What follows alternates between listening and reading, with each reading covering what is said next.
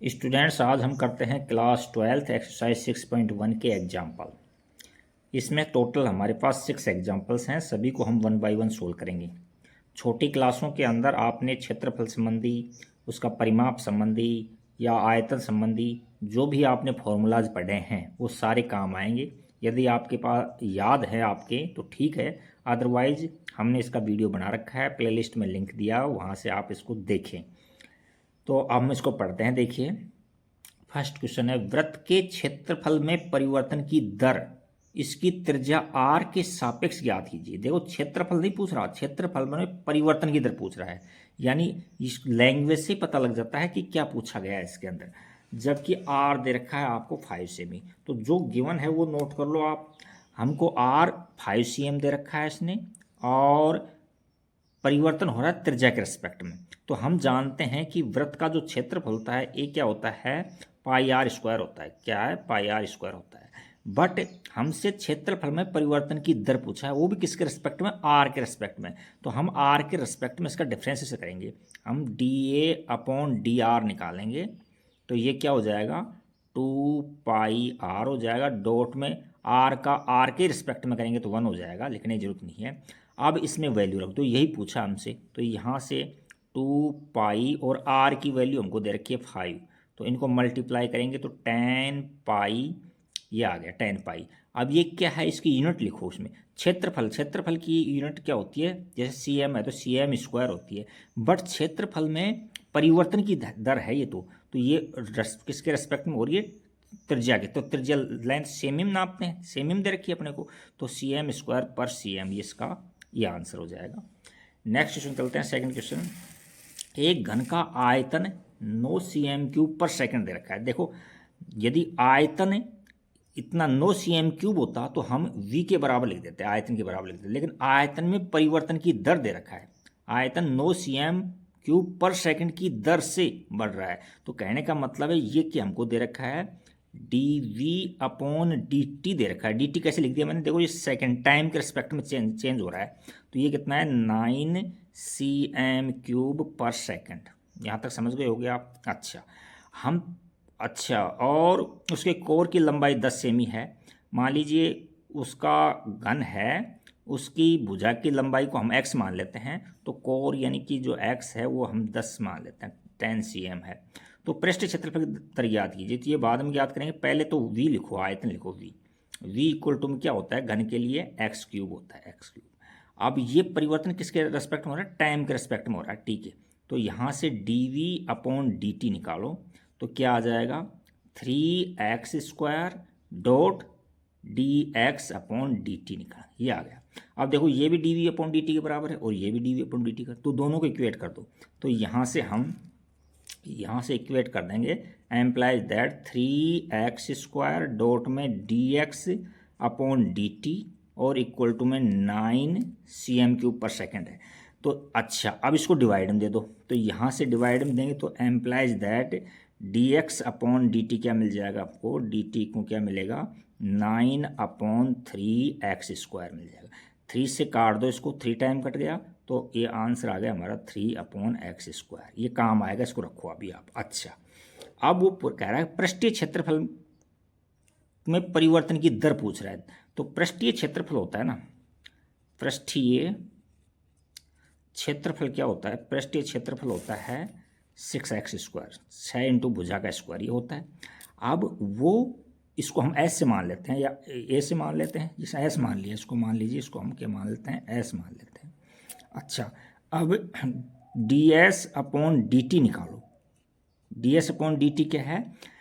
s का मतलब क्या है? पृष्ठीय क्षेत्रफल में परिवर्तन की दर है, डी बाई डी टी दे रखा है ना, परिवर्तन की दर है। तो ये क्या है? t के रेस्पेक्ट में डिफरेंस करेंगे तो क्या हो जाएगा? ये हो जाएगा 12x डॉट में dx अपॉन dt। अच्छा, अब dx अपॉन dt की वैल्यू यहाँ से रख दो, तो यहाँ हमको आंसर मिलेगा 12x dot dx upon dt कितना है? 3x²। देखो, इस x से एक x कट गया, पावर कट गया, तो यहाँ हो गया 36 अपॉन x। अब x की वैल्यू हमको दे रखी है, कितनी दे रखी है? लंबाई दे रखी है 10 cm, तो x की वैल्यू जगह 10 रख देंगे हम, तो 3 36/10 तो कितना आ गया 3.6 आ गया। तो ds/dt इक्वल टू में 3.6। अब इसकी यूनिट लिखो। एस क्या है, यहाँ पृष्ठीय क्षेत्रफल है, तो क्षेत्रफल की इकाई क्या होती है, cm² होती है। cm² पर टाइम क्या है, सेकंड है, तो सेकंड डाल दो, टाइम की सेकंड में होती है। तो ये 2 क्वेश्चन सोल्व हो गए हमारे। नेक्स्ट क्वेश्चन चलता है क्वेश्चन नंबर 3 पर। तो देखिए क्वेश्चन नंबर 3। क्वेश्चन नंबर 3 के अंदर हमको दे रखा है कि एक झील में एक पत्थर डाला जाता है और तरंगे वृत्तों में 4 cm/s की गति से बढ़ रही है। इतना तो आप देखते हो, किसी जोड़ में पत्थर फेंक कर देखा होगा, तो देखो वृत्त से बढ़ते चले जाते हैं इस तरह से। तो कहने का मतलब उसका रेडियस में चेंज हो रही है, रेडियस में चेंज हो रही है तो उसका क्षेत्रफल भी चेंज होगा, गति से चल रही है। तो वृत्ताकार तरंग की त्रिज्या 10 सेमी है, तो क्षेत्रफल कितनी तेजी से बढ़ रहा है। तो जो गिवन है वो नोट करो पहले। तो देखो त्रिज्या आर हमको दे रखा है, उसने 10 cm, यहाँ 10 cm, यहाँ तक कोई दिक्कत नहीं। अच्छा, फिर ये दे रखा है कि उसकी तरंगे वृत्तों में 4 cm/s की गति से चलती हैं। तो तरंगे हैं तो उसकी त्रिज्या है, देखो इसके यूनिट से पता लगाओ, cm है, लेंथ की लंबाई वो यूनिट होती है, तो उसकी dr/dt क्यों लगा दिया, क्योंकि समय के रेस्पेक्ट में चेंज हो रही है। तो ये 4 cm/s, ये आंसर आ गया इसका, ये लिख लिया हमने। अब हमसे पूछा क्षेत्रफल में परिवर्तन किस तेजी से बढ़ रहा है, यानी क्षेत्रफल में परिवर्तन की दर पूछ रहा है। तो हम क्षेत्रफल निकालेंगे पहले। तो ए क्या होता है इसका, πr²। वृत्त का क्षेत्रफल क्या होता है, a πr² होता है। अब πr² है जो ए बी, यानी क्षेत्रफल भी टाइम के रिस्पेक्ट में चेंज होगा। जब रेडियस चेंज हो रही है तो क्षेत्रफल भी चेंज होगा। तो हम यहाँ निकालेंगे dA/dt। तो ये क्या हो जाएगा, 2 आगे आ जाएगा, तो 2πr, डॉट में r का करेंगे t के रिस्पेक्ट में, तो dr/dt आ जाएगा। अब ये वैल्यू रख दो यहाँ से। तो यहाँ ले लेता हूँ मैं dA/dt इक्वल टू में 2πr।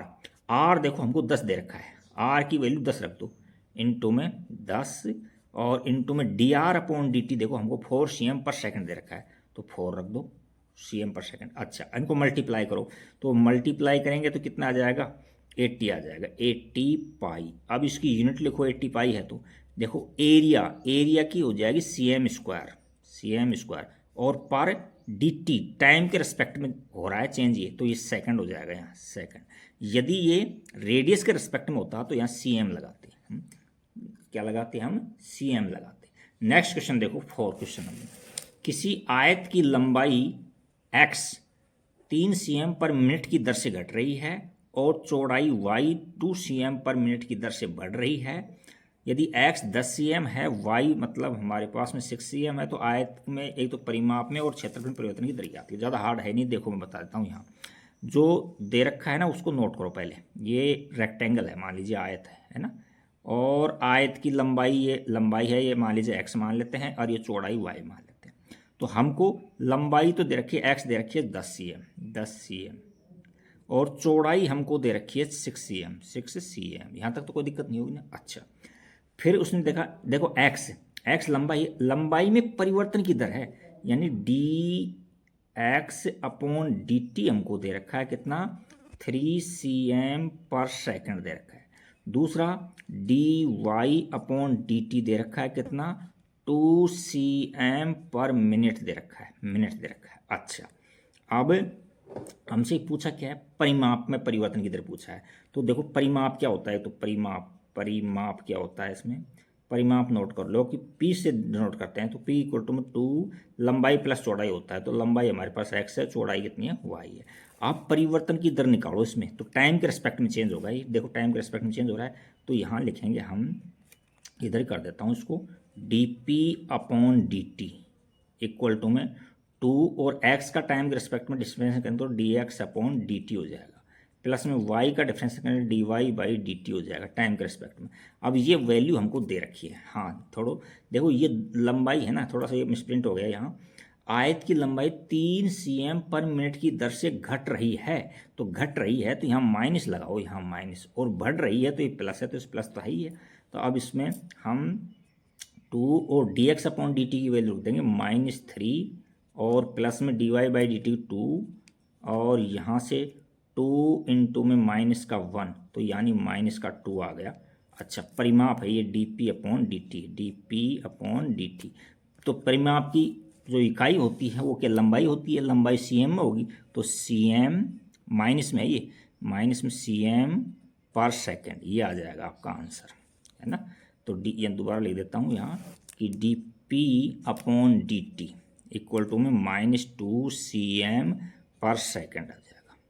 अब हम एरिया में चेंज निकालेंगे, तो देखो एरिया में किस तरह से चेंज निकालोगे आप, इसका मैं थोड़ा पेन चेंज कर लेता हूँ।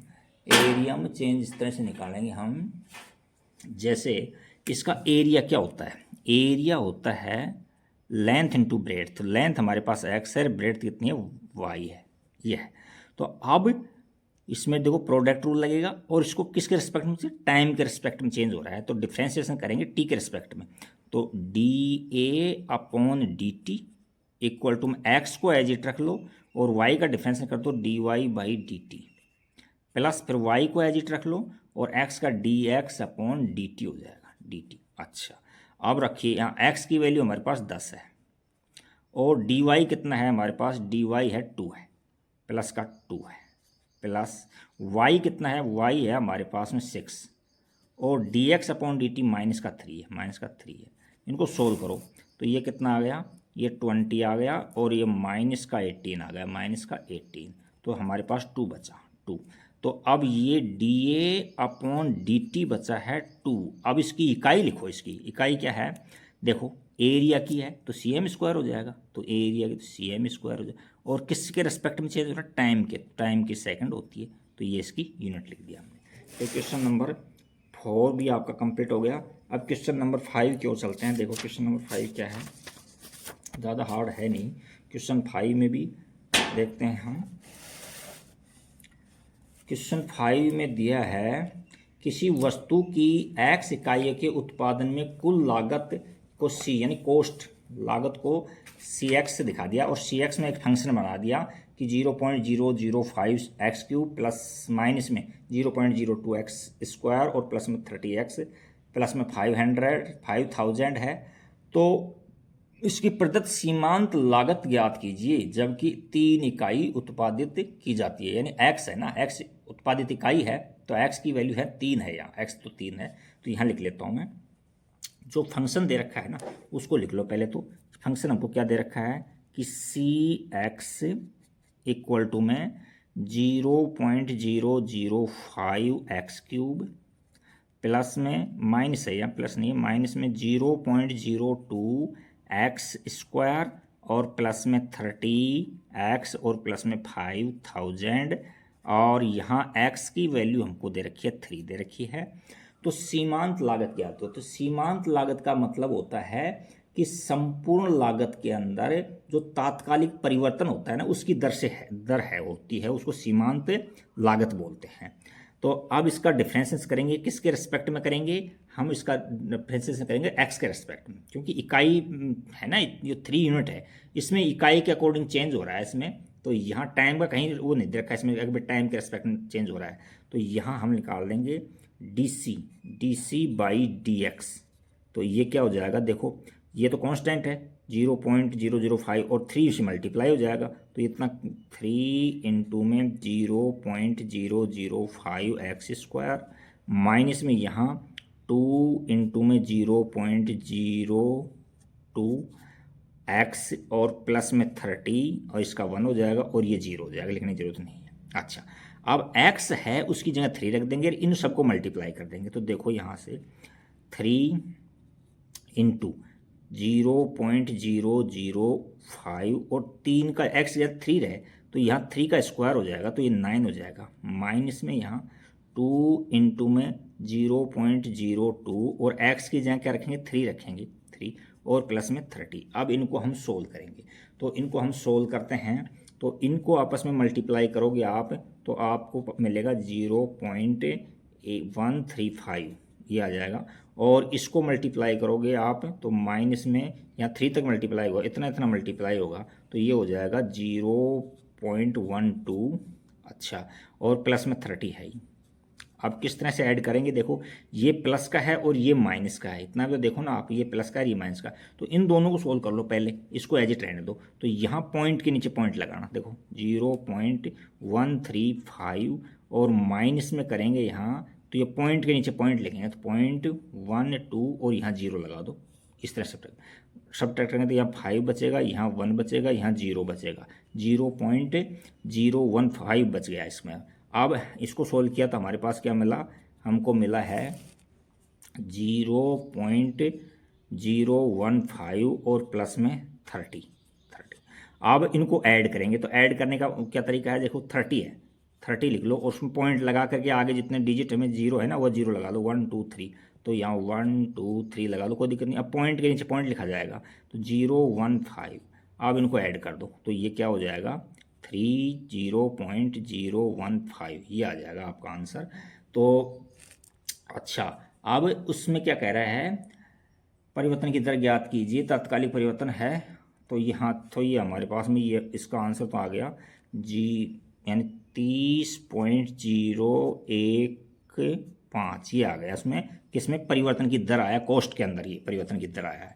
अच्छा, सीमांत लागत ज्ञात कीजिए जबकि 3 इकाई उत्पादित की जाती है इसमें, अतः तो इसमें हम क्या करेंगे, तो इसको हम, यानी ये पॉइंट है यहाँ भी एकदम सही है तुम्हारा, एकदम कोई दिक्कत नहीं है ना। तो अब यहाँ डेसिमल के बाद मेरी तीसरा डिजिट 5 होता है या 5 से बड़ा होता है ना, तो नेक्स्ट में एक डिजिट बढ़ा देते हैं अपन, तो इसका आंसर क्या आ जाएगा, 30.02 आ जाएगा, इसका आंसर आ जाएगा। ये आंसर अप्रोक्सीमेट है, ये भी अप्रोक्सीमेट है। तो ये लागत में जो परिवर्तन थी यानी सीमांत लागत था वो आ गया हमारे पास में। नेक्स्ट क्वेश्चन 6 देखते हैं। नेक्स्ट क्वेश्चन 6 भी क्या है, किसी उत्पाद की x इकाइयों में विक्रय मूल्य से प्राप्त कुल आय इतनी है, यानी आय का रेवेन्यू, आय को किस बोलते हैं, रेवेन्यू बोलते हैं। आय को इस फंक्शन से बना दिया उसने, आय का ये फंक्शन बना दिया। जब x बराबर 5 हो तो सीमांत आय ज्ञात कीजिए। वही सीमांत आय का मतलब है कि उसकी जो संपूर्ण आय है उसमें परिवर्तन की दर होती है सीमांत, उसमें कितना परिवर्तन हो रहा है। तो हमको जो गिवन है उसको नोट करो पहले। हमको ये दे रखा है उसने कि r of x equal to में क्या दे रखा है, 3x² प्लस में 36 x प्लस में 5 है या जो भी है, ये है कांस्टेंट है आगे, तो 5 है, देखते हैं 5 है क्वेश्चन के अंदर, 5 है। अच्छा, अब इसका हम x के रिस्पेक्ट में डिफ्रेंसिएशन करेंगे, क्योंकि टाइम का कहीं वो दे रखा है, x के रिस्पेक्ट में करेंगे तो ये तो क्या हो जाएगा, dr अपॉन में dt हो जाएगा, dr अपॉन में dx हो जाएगा, dt नहीं dx, क्योंकि x के रिस्पेक्ट में कर रहे हैं। और ये क्या हो जाएगा, ये 6x हो जाएगा और ये कितना हो जाएगा, 36 हो जाएगा। अब हम x की वैल्यू रख देंगे, x कितना दे रखा है हमको, देखो x की वैल्यू हमको 5 दे रखी है, तो यहाँ हम रखेंगे 6 इंटू में 5 और प्लस में 36, तो इनको मल्टीप्लाई 30 हो गया और प्लस में 36 हो गया, तो इनको ऐड करेंगे तो हमारे पास में क्या आंसर आ जाएगा, 66 आंसर आ जाएगा। ये रेवेन्यू में परिवर्तन है इतने रुपए का। तो thank you for watching video, like subscribe and comments.